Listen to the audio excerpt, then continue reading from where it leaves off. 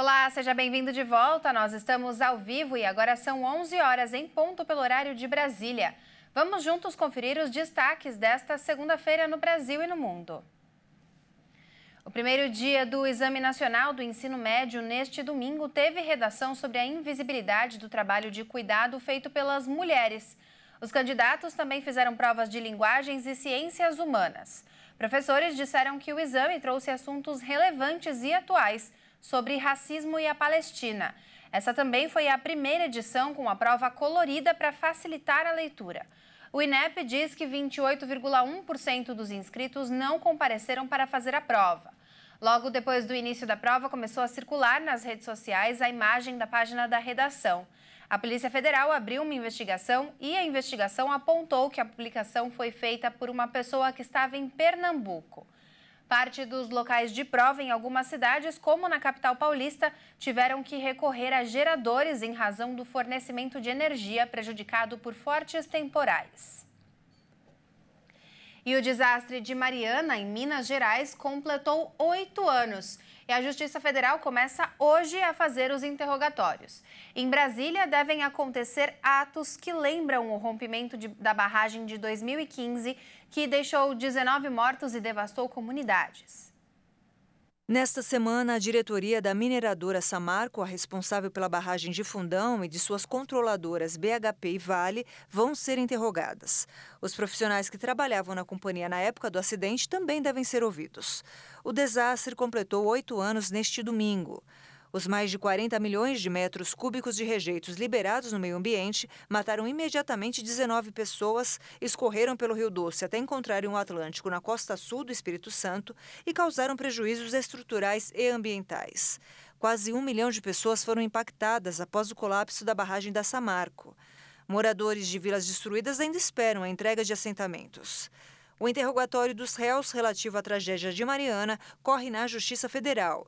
O processo criminal, instaurado em 2016, se desenrola na Justiça Brasileira ao mesmo tempo em que uma ação indenizatória corre numa corte inglesa, cobrando o equivalente a 230 bilhões de reais de compensação.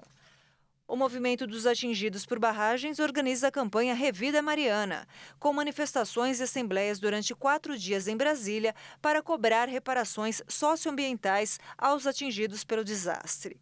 Os atos também têm como objetivo pressionar o governo federal e o Congresso pela aprovação da política nacional para atingidos por barragens.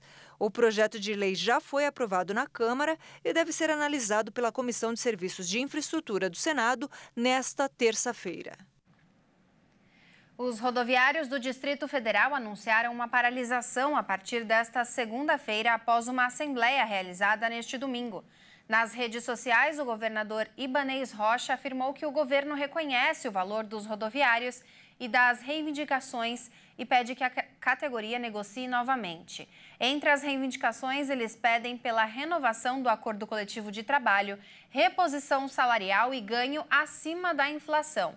O Tribunal Regional do Trabalho da 10ª Região determinou a suspensão da paralisação. A multa prevista para os que descumprirem é de R$10 mil por hora. E o Ministério da Saúde do Hamas anunciou que mais de 200 pessoas morreram durante essa noite em bombardeios israelenses na faixa de Gaza. Prestes a completar um mês, a guerra já matou mais de 11 mil pessoas, de acordo com fontes de Israel e do movimento islamita. Mais uma noite sangrenta na guerra. O Ministério da Saúde do Hamas anunciou que mais de 200 pessoas morreram durante a noite em bombardeios israelenses na faixa de Gaza. O balanço, segundo o Hamas, inclui apenas a cidade de Gaza e a parte norte do território. Israel efetuou uma nova onda de bombardeios significativos, ignorando os pedidos de cessar-fogo das agências de ajuda da ONU, que condenaram o aumento das mortes de civis no conflito, que se arrasta há um mês. Segundo as autoridades israelenses, mais de 240 pessoas foram sequestradas e levadas como reféns para a faixa de Gaza. A Rússia anunciou neste domingo que realizou com sucesso um teste de lançamento de míssil balístico intercontinental capaz de transportar ogivas nucleares. Na paralela, também neste domingo, o governo russo confirmou que a Ucrânia lançou mísseis de cruzeiro contra um estaleiro em Kerch, um porto na costa leste da Península da Crimeia, território ucraniano anexado pela Rússia. A Rússia anunciou neste domingo que realizou com sucesso um teste de lançamento de um míssil balístico intercontinental capaz de transportar ogivas nucleares a partir de um submarino nuclear de quarta geração. O lançamento do míssil Bulava, o primeiro em aproximadamente um ano, foi realizado logo após a Rússia revogar sua ratificação do Tratado de Proibição Completa de Testes Nucleares.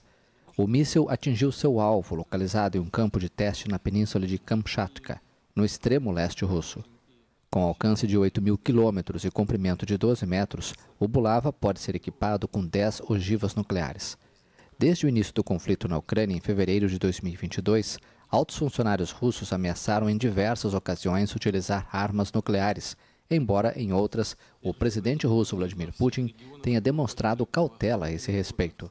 Também neste domingo, o governo russo confirmou que a Ucrânia lançou mísseis de cruzeiro contra um estaleiro em Kerch, um porto na costa leste da Crimeia.